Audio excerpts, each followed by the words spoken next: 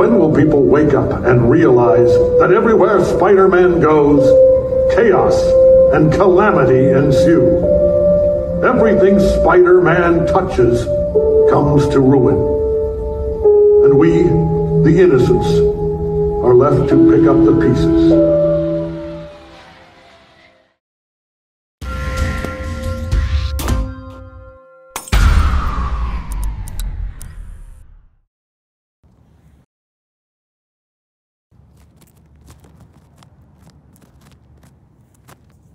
Spider-Man is back! In a brand new indie film called Spider-Man, No Means of Getting Home, starring Spider-Man as Tom Holland. This movie's ending is regarded as absolutely incredible, and the film as a whole manages to rectify every single issue that fans have had with Tom Holland's take on the character. Now you might be thinking, issues? How so? Tom Holland's such an attractive man? What could be wrong with his character? And while that simplicity is admirable, not everyone is a Chad like you. Many Spider-Man fans spent the last 4 years slapping away on message boards, letting the world know their opinions of the many traits that this version of the character lacked, especially compared to his predecessors, Tobey Maguire and Andrew Garfield. Not the actors, but like their Spider-Mans. Using my complex computer algorithms, I've managed to streamline all of the complaints into 3 major factors. Here are the 3 issues folks have had with Tom Holland's Spider-Man. Issue 1. Peter doesn't have Uncle Ben. Epic angry nerds have insisted that Uncle Ben's ultimate purpose in the Spider-Man mythos is that, near the end of the life, he tells Peter, with great power comes great responsibility. But since Tom Spider-Man hasn't had Ben tell him this, he is therefore an awful Spider-Man. Well, I hate to break it to the people who say that, but Ben isn't even the one who originally said that in the comics. They didn't retcon the line to make it Ben until 25 years later in 1987. So, you know, for the first 25 years of his existence, he didn't need Ben to say this to him. He was quite alright. If you hear anyone make this criticism, then you know that they're a goofball, and it's a clear indicator that they are not actually familiar with the comics. But anyways, while this line doesn't have to be from Ben, it's clear that this phrase is absolutely essential to who Spider-Man is. It's the very last line of his very first comic book appearance. He wants to spend time with his friends and family, but at the end of the day, he'll always choose to leave them and save people in need. He has an obligation to help anyone and everyone whenever he can, no matter the cost, whether he has to abandon a date, a party, whatever. People complained that without seeing Uncle Ben's death in the Tom Holland universe, we were missing that crucial piece, but I absolutely disagreed. This was the 3rd iteration of Spider-Man in 15 years. To see Uncle Ben die in the same manner and say the same thing yet again would be absolutely redundant. Rather, we are picking up with Peter shortly after Ben's death. I thought it was clear that Tom Spider-Man had heard that great power speech, because the Spider-Man we see in Homecoming and Infinity War clearly understands this. He abandons Liz at the dance, he abandons Ned at the party, he constantly jumps in headfirst to save people even when he has no idea what's going on, and when he clearly does not necessarily want to go. We were watching a Peter who absolutely understood the lessons of Uncle Ben. We just didn't meet this version of Spider-Man until after Ben's passing. I didn't think we needed to see it, although now I guess we're going to anyways? Okay, epic. However, in Far From Home, he just wants to have fun with his friends, and only comes on the trip because Aunt May sneaks it in his bag. He tries to avoid Nick Fury and completely dodge any responsibility. In Maguire's movies, when Peter gives up being Spider-Man, it's because his life has truly fallen apart. We've watched him lose everything, over and over and over for an hour, and the film makes it fundamentally clear that he will never be truly happy so long as he's Spider-Man. But in Far From Home, Peter just wants to hang out with his crush. I mean, sure, being turned to dust for 5 years might affect your mental state, but the movie never goes into that. The movie really paints a picture of a Peter who's just kinda tired of it, which I guess is realistic for a high schooler, but it's out of character for Spider-Man. Spider-Man should be more responsible than the average kid. And so, after Far From Home, I agreed with this sentiment. Peter apparently needed to learn that great power, great responsibility lesson at some point, which was just odd because I'd felt that he already learned it. He believed that if you could do good things for other people, you had a moral obligation to do those things. That's what's at stake here. They really wrote that line of dialogue, oh my god. Issue 2. Peter isn't poor. Poor Peter Parker. Yeah, I back this up. Okay, yeah, technically Peter is poor, he lives alone with Aunt May in this rundown apartment, but Peter rarely ever talks about it. There's a long deleted sequence in Far From Home where Peter has to sell his action figures in order to afford the necklace thing for MJ, but this wound up being cut in order for the characters to get to Europe faster. As a result, we don't see Peter struggling financially at any point. My guy has the Lego Death Star, okay? That's $500. Peter Parker should not have more spending money than me. He doesn't have any rent to pay whatsoever. Now, I would counter that argument with the fact that Toby and Andrew didn't have to pay rent in every movie of theirs either. I think the issue here isn't financials per se, but it's the fact that Toby and Andrew's Peters were consistently down on their luck, as were all of the best depictions of Peter Parker in the comics, whereas Tom's Peter really wasn't. Even the worst Spider-Man stories get this completely right. Spider-Man stories are fun overall, but Peter's life is horrible. Contrast this with Tom, who's chipper, upbeat. He had to abandon his date to the dance, which was appropriate for the stakes of Homecoming, but in Far From Home, he's got unlimited access to whatever Stark tech he wants, he's on a fancy class trip to Europe. Those aren't cheap. Those are generally like $2,000 to $4,000 per student in real life. Also, these trips are typically planned like 2 years in advance. Peter, MJ, and Ned didn't come back into existence until a few months ago, so I'm very proud of the school for planning this trip so efficiently.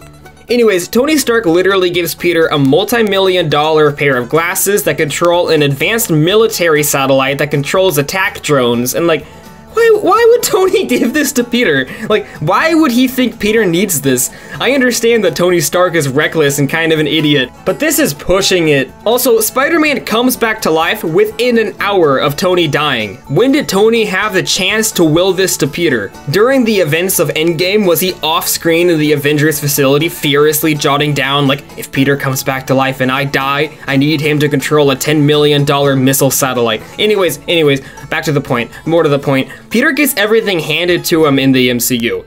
He never really struggles with day-to-day life. Heck, in Far From Home, his personal life is so good that he's fighting against all odds to not be Spider-Man. Toby loses everything, Andrew loses everything, but Tom loses nothing.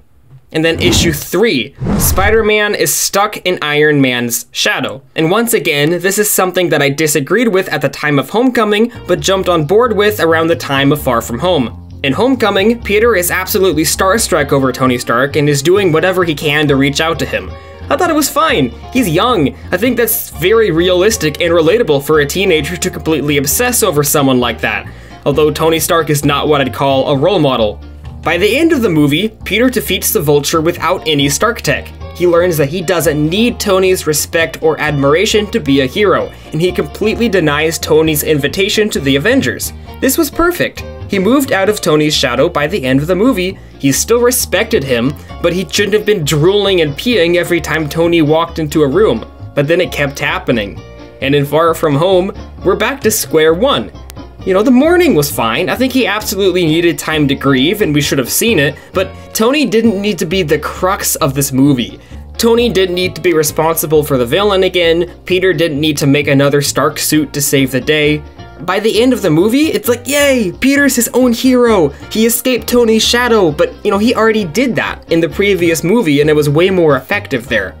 I've mentioned Far From Home as being the source of many problems, and yeah, I left that movie feeling like something was missing, and it took me a while to think about it and figure out what it was. You see, in the comics, Peter being poor doesn't factor into every story. Uncle Ben doesn't factor into every story, so that's why I was okay with Homecoming and the Avengers crossovers not mentioning it. But Far From Home is when it really dawned on me that all of these are completely absent from this version of Peter. Everything with Mysterio was great, but everything with Peter just felt like an unfortunate regression and complete retread of his growth in Homecoming. I don't think it's an uncommon opinion. You know, I don't hate it. I don't think I've seen anyone who hates it, but it left a lot to be desired that all of Tobey's and Andrew's films had actually provided. That brings us to Spider-Man No Way Home. Spider-Man's real name is... Spider-Man's name is... Amogus. Spider-Man's identity has been leaked to the world. Liz Allen probably spit out her cereal wherever she is. She's like, oh my god, that's why he left the dance. The lives of Peter's friends and families have absolutely fallen apart. Peter, MJ, and Ned are rejected from MIT due to the controversy. Also, during this part, MJ is working at some shop, and I want to bet that the role of the boss was originally written for the sandwich shop guy, but then he was unavailable or something, so they had to recast him. Anyways, in order to make their lives easier, Peter turns to Doctor Strange and asks for the entire world to forget that Peter Parker is Spider-Man. However, mid-spell, he keeps adding exceptions. MJ, Ned, Aunt May, even Happy, and this apparently disrupts the spell so much that it starts bringing in people from other dimensions who know Peter Parker's identity. Apparently that's how it works. You see, in changing the spell at the last minute, Peter was thinking about himself. He wasn't able to commit to fully selfless actions, and it wasn't even anything too unreasonable. He just wanted his close friends and family to remember the adventures they'd gone on. And yet, it has horrible consequences, and then he has to hunt down the best villains from Raimi and Webb's films, plus the Lizard. Poor lizard. A motif constantly repeated throughout the movie is The problem is you trying to live two different lives.